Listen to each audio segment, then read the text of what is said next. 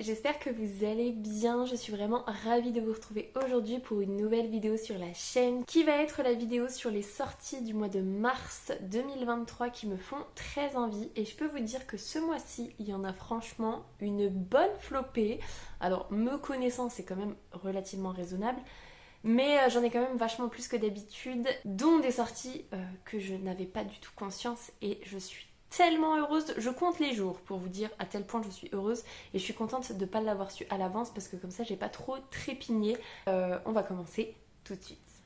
Première sortie, le 1er mars, aux éditions Bragelonne, sort Le Pont des Tempêtes. Donc c'est un tome 1 et c'est de Daniel L. Jensen. La couverture me tentait plutôt bien et quand j'ai vu le résumé, je me suis dit pourquoi pas, même si c'est encore une fois un tome 1, bref.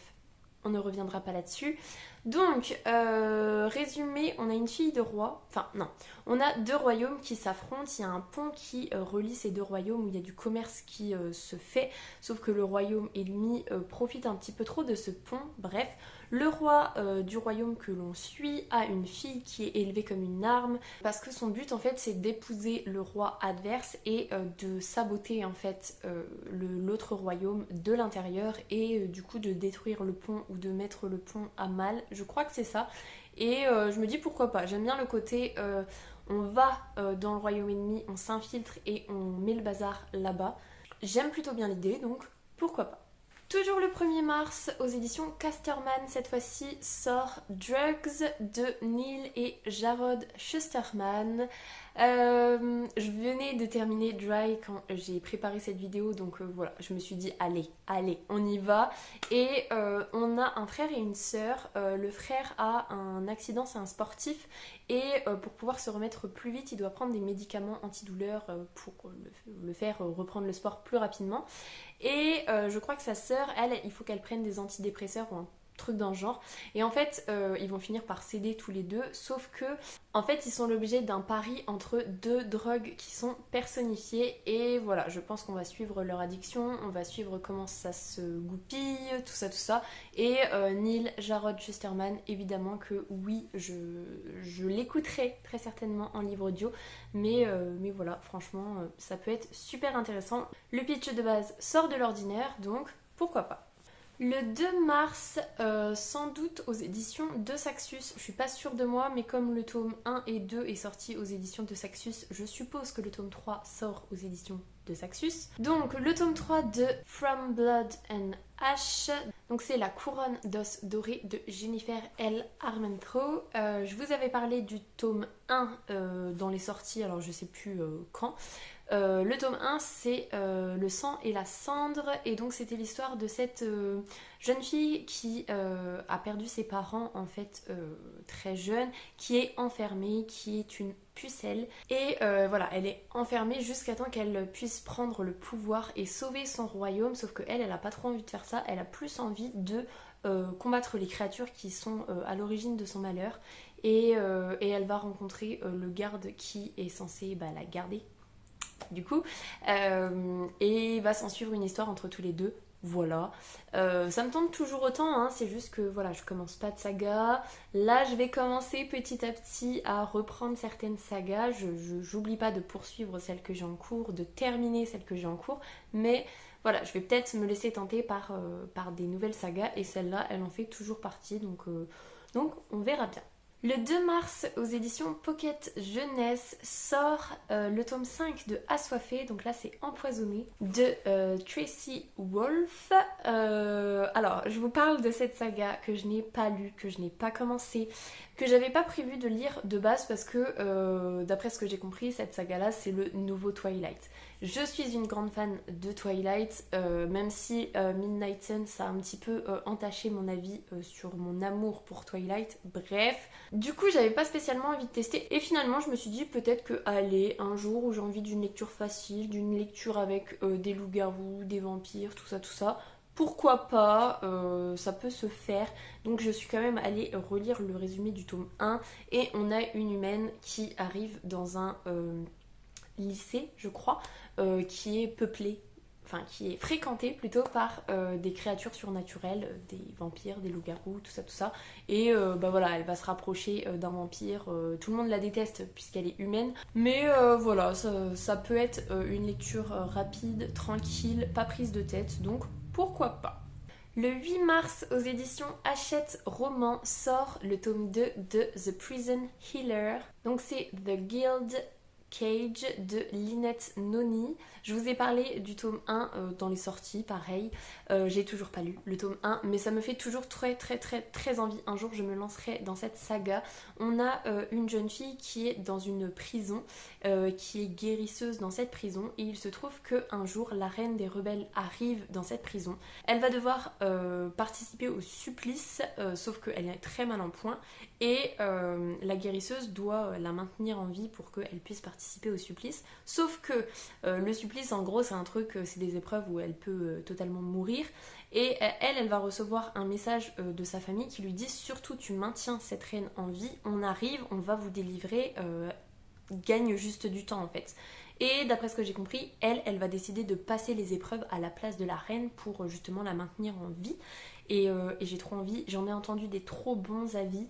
Et encore une fois, je ne commence pas parce que je me réfrène sur les sagas, mais je pense que je me laisserai tenter pour 2023. Le 15 mars, aux éditions Rajo, et c'est celui-là que je n'avais pas du tout conscience qui sortait au mois de mars, sort le tome 3, et je crois le dernier tome, je ne suis pas sûre de ce que je vous dis, mais normalement c'est le dernier tome, de The Curse Breakers. Donc c'est un sort si noble et funeste de Brigitte Kemmerer. C'est le tome 3 de Un sort si noir et éternel que j'avais surkiffé. Ça fait partie de mes coups de cœur de 2022. Voilà, réécriture de La Belle et la Bête, voilà, avec poursuite de l'histoire. Il n'y a pas besoin d'en dire plus, j'ai trop hâte, et dès qu'il sort je pense que je le lis, comme ça me permet de terminer une saga, et puis j'aurai pas la patience d'attendre, je pense. Enfin je vous dis ça, mais en vrai j'en sais absolument rien. Mais en tout cas ce sera lu avant cet été, je pense, largement. Le 15 mars également sort aux éditions 9 de l'École des loisirs le tome 2 des Mémoires de la forêt. Donc c'est les carnets de Cornelius Renard de Michael Brun-Arnaud. Saga que j'avais pas du tout prévu de lire, c'est juste que j'ai eu le tome 1 à Noël par Amy qui adore trop, et du coup je vais le lire bien évidemment. J'ai trop peur d'être déçue parce que tout le monde dit que c'est trop une pépite, c'est trop un coup de cœur absolu, et j'ai trop peur d'être déçue. C'est pour ça que je vais pas dire que je me freine à le lire, c'est juste que je vais pas vers lui. En plus c'est une saga, même si d'après ce que j'ai compris le tome 1 pourrait se suffire à lui-même. Mais voilà, j'ai trop peur d'être déçue, donc un jour où j'aurai envie d'un petit jeunesse, je me plongerai dedans, mais pour l'instant j'attends un petit peu parce que voilà, j'ai trop peur. Mais sachez que le 15 mars sort le tome 2. Le 22 mars, aux éditions Harlequin, sort le tome 2 de I'm Not Your Soulmate. Donc c'est The Perfect Love, et je vous avais parlé du tome 1 au mois de janvier. Puisque le tome 1 est sorti au mois de janvier, c'était une histoire qui me faisait penser à Suderis, donc le court-métrage de Amy LTR que j'ai découvert en début d'année ou en fin d'année dernière, bref. Et je me suis dit pourquoi pas, c'est aux éditions Harlequin, donc peut-être un jour je me lancerai dans des éditions Harlequin. Je ne pensais pas que ce serait possible, mais pourquoi pas. Donc comme je vous ai parlé du tome 1, je vous parle du tome 2. Et je vous ai pas fait de résumé puisque je vous ai dit que ça faisait penser à... Mais j'ai pas fait de résumé. Le résumé c'est, on est dans un monde où c'est un algorithme qui choisit les âmes sœurs en fait. Il y a une jeune fille qui est persuadée qu'elle va tomber... avec son amour de jeunesse, sauf qu'en fait elle tombe avec le frère de son amour de jeunesse qui est froid, distant, nanana. Bref, voilà globalement. Pareil, un jour où j'ai envie d'une lecture facile, ça peut se faire, mais saga, on fait une pause, tout ça, vous avez l'habitude, donc voilà.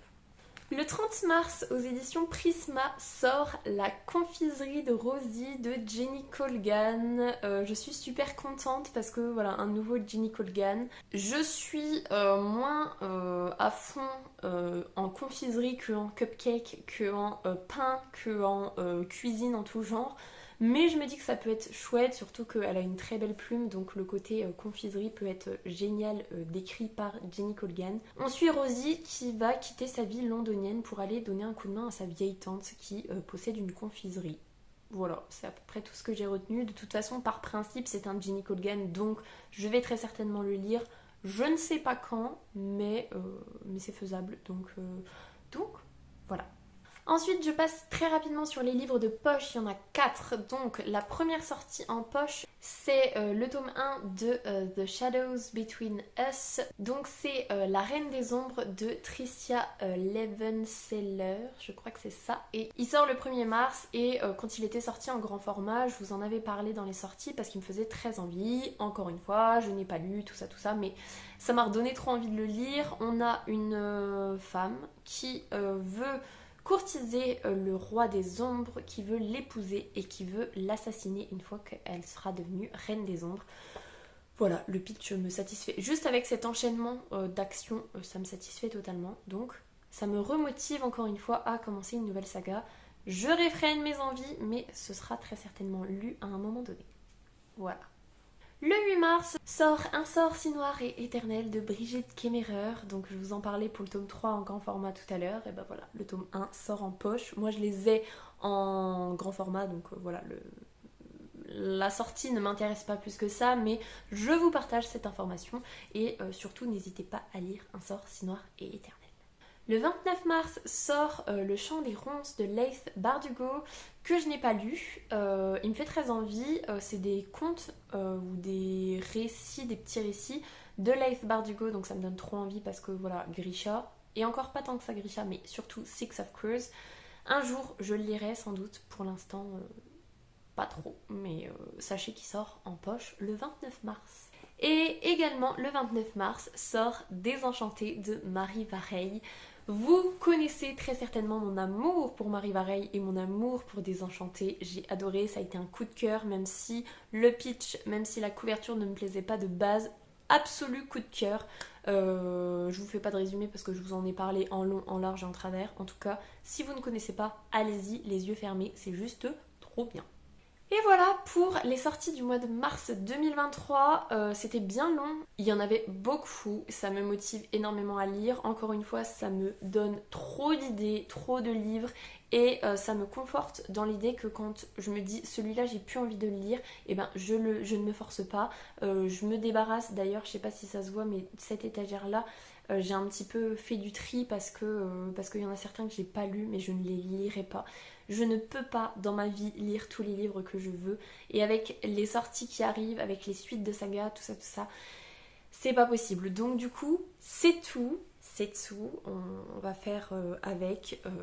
Et je me sens bien avec ça. Bref, je vais vous laisser là-dessus. J'espère que cette vidéo vous aura plu. Si c'est le cas, n'hésitez pas à mettre un petit pouce dans les airs, à vous abonner à la chaîne et à venir discuter avec moi en commentaire. Ça me fera super plaisir. En attendant, je vous souhaite une très belle semaine, de très belles lectures et je vous dis à la semaine prochaine. Salut!